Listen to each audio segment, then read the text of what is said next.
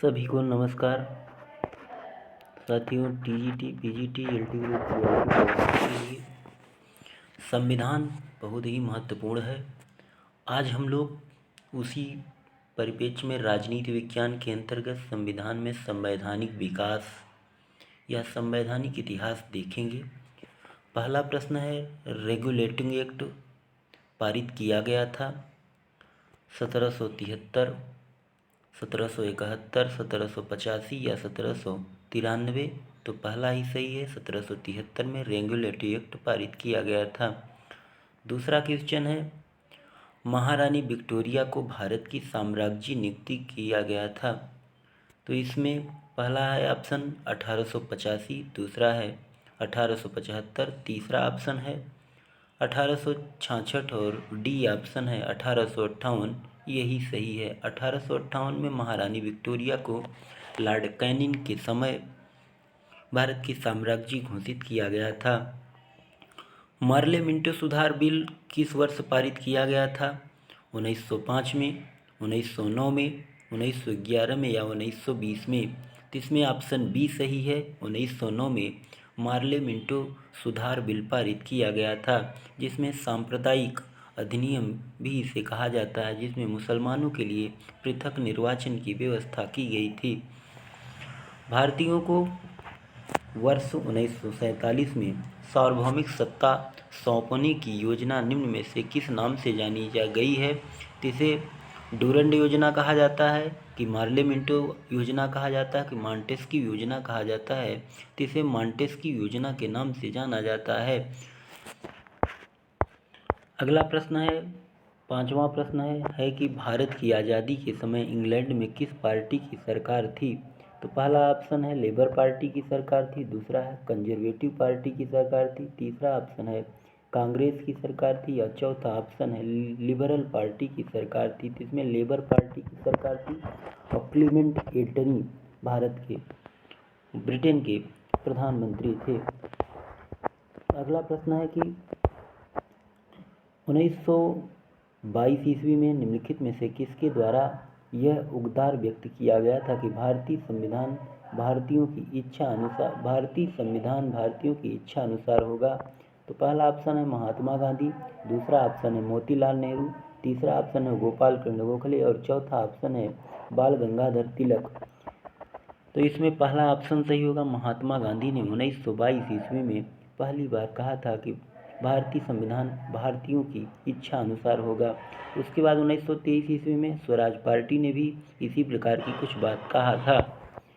अगला प्रश्न है कि कैबिनेट मिशन योजना के अनुसार संविधान सभा में कुल कितने सदस्य होने थे? तो इसमें 389 सदस्य होने थे कि 409 सदस्य होने थे या 429 या 505? तो इसमें 389 सदस्य होना सुनिश्चित किया गया था। अगला प्रश्न है कि संविधान सभा के लिए चुनाव कब संपन्न हुए थे? तो संविधान सभा के लिए चुनाव 1946 में संपन्न हुए थे। भारतीय संविधान सभा की स्थापना कब हुई थी? तो भारतीय संविधान सभा की स्थापना पहला ऑप्शन है 10 जून 1946 को हुई थी कि 9 दिसंबर 1946 को हुई थी कि 26 दिसंबर 1946 को या 26 नवंबर 1949 को? तो इसमें जो राइट आंसर है वो 9 दिसंबर 1946 को संविधान सभा की स्थापना हुई थी, जबकि 13 दिसंबर 1946 ईस्वी को जवाहरलाल नेहरू ने संविधान सभा के समक्ष प्रस्तावना का उद्देश्य प्रस्ताव प्रस्तुत किया था। संविधान सभा का प्रथम अधिवेशन कहाँ हुआ था? तो संविधान सभा का प्रथम अधिवेशन कहाँ हुआ था? पहला ऑप्शन है बम्बई में, दूसरा ऑप्शन है कलकत्ता में, तीसरा ऑप्शन है लाहौर में और चौथा है दिल्ली में। तो इसका जो सही उत्तर है वो दिल्ली है। दिल्ली में संविधान सभा का पहला अधिवेशन हुआ था। संविधान सभा के उद्घाटन अधिवेशन की अध्यक्षता किसने किया था? तो संविधान सभा के उद्घाटन अधिवेशन की अध्यक्षता में पहला ऑप्शन है जवाहरलाल नेहरू, दूसरा ऑप्शन है सच्चिदानंद सिन्हा, तीसरा ऑप्शन है वी.आर. अम्बेडकर और चौथा ऑप्शन है सी राजगोपालाचारी। तो इसमें जो राइट आंसर है सच्चिदानंद सिन्हा ने किया था। सच्चिदानंद सिन्हा संविधान सभा के पहले अस्थायी अध्यक्ष थे। बाद में 11 दिसंबर 1946 ईस्वी को राजेंद्र प्रसाद को संविधान सभा का पहला अध्यक्ष नियुक्त किया गया था। संविधान सभा की प्रथम बैठक कब हुई थी? तो संविधान सभा की पहली बैठक 9 दिसंबर 1946 को हुई थी। अगला प्रश्न है कि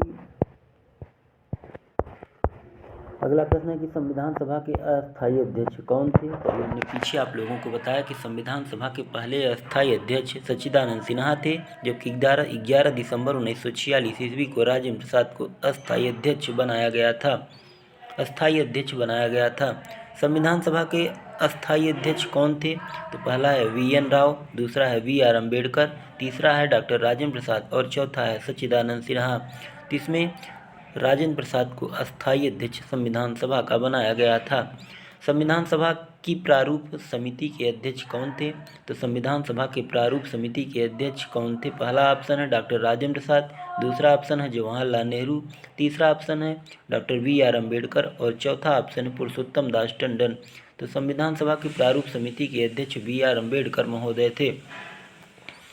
VR अम्बेडकर महोदय ने भारतीय संविधान के अनुच्छेद 32 को भारतीय संविधान की हृदय एवं आत्मा कहा है। संविधान सभा की प्रारूप समिति के समक्ष प्रस्तावना का प्रस्ताव किसने रखा था। तो प्रस्तावना का प्रस्ताव किसने रखा है। पहला ऑप्शन है VR अम्बेडकर, दूसरा ऑप्शन है VN राव, तीसरा ऑप्शन है महात्मा गांधी और चौथा ऑप्शन है जवाहरलाल नेहरू। तो इसमें जवाहरलाल नेहरू ने ही 13 दिसंबर 1946 को यह प्रस्ताव रखा था।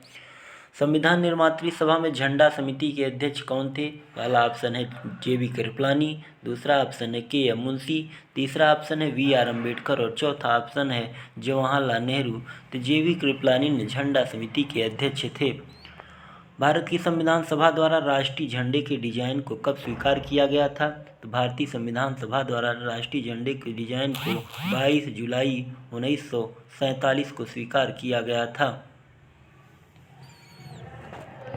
अगला प्रश्न है संपूर्ण भारतीय संविधान के निर्माण में संविधान सभा को कितना समय लगा था। तो 2 वर्ष 7 माह 23 दिन लगा था, 2 वर्ष 11 माह 18 दिन लगा था, 2 वर्ष 11 माह 14 दिन लगा था या 2 वर्ष 11 माह 23 दिन लगा था। तो इसमें जो सही उत्तर है 2 वर्ष 11 माह 18 दिन लगा था। अगला प्रश्न है कि भारतीय संविधान की आत्मा किसे कहा जाता है। तो भारतीय संविधान की आत्मा भारतीय संविधान की प्रस्तावना को कहा जाता है। किसने संवैधानिक उपचारों के अधिकार को भारतीय संविधान का मर्म और आत्मा कहा है। तो अभी हमने बताया कि आर्टिकल 32 को भारतीय संविधान की BR अम्बेडकर ने कहा है संवैधानिक उपचार के अधिकार को। भारतीय संविधान को संविधान सभा द्वारा अंगीकृत किया गया था। जो 26 नवंबर 1949 ईस्वी को अंगीकृत किया गया था। साथियों इसी तरह हर टॉपिक का हम हर दिन लाएंगे आप लोगों के लिए। आप लोग इसको TGT, PGT, LTGT, GIC प्रवक्ता के लिए देख सकते हैं, बहुत ही उपयोगी है। किसी भी राज्य की शिक्षक भर्ती हो आप देख सकते हैं, बहुत ही उपयोगी है। आप लोग इसी तरह देखते रहिए, हम अगला टॉपिक फिर लेकर आएंगे।